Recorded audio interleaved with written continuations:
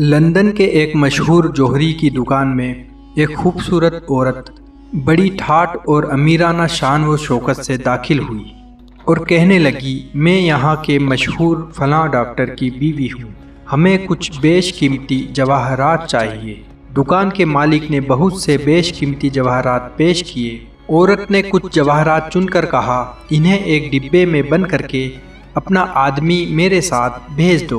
बाहर मेरी कार खड़ी है, आपका आदमी मेरे साथ चले ताकि ये जवाहरात डॉक्टर साहब भी देखकर पसंद कर ले। उनकी कीमत आपके आदमी को वहीं अदा कर दी जाएगी। चुनाचे दुकान के मालिक ने हजारों रुपए के वह जवाहरात एक डिब्बे में बंद करके उस औरत के हवाले किए। अपना नौकर साथ भेज दिया।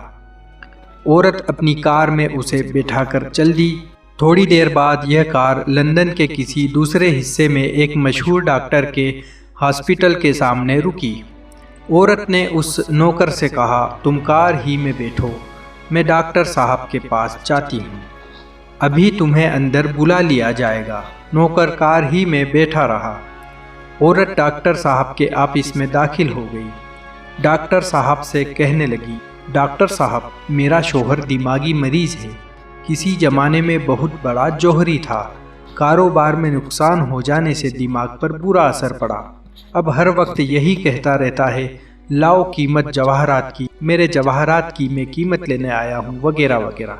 मुझे देखकर उसका मर्ज और भी बढ़ जाता है। मैं उसके साथ वाले कमरे में बैठी हूँ, वह कार में बैठा है, आप उसे अंदर बुलाकर उसका इलाज करें डॉक्टर साहब, यह लीजिए आपकी फीस। और डॉक्टर की फीस देकर औरत खुद दूसरे कमरे में चली गई। डॉक्टर साहब ने अपने 2 आदमी बाहर भेज दिए कि मरीज को अंदर ले आओ। नौकर अंदर आया तो आते ही बोला, डॉक्टर साहब, पसंद आ गए जवाहरात, अब कीमत दीजिए। डॉक्टर साहब ने मुस्कुराकर कहा, बैठ जाइए, अभी सब ठीक हो जाएगा। फिर उसका मुआवना करने लगे। नौकर ने घबरा कर पूछा कि यह क्या?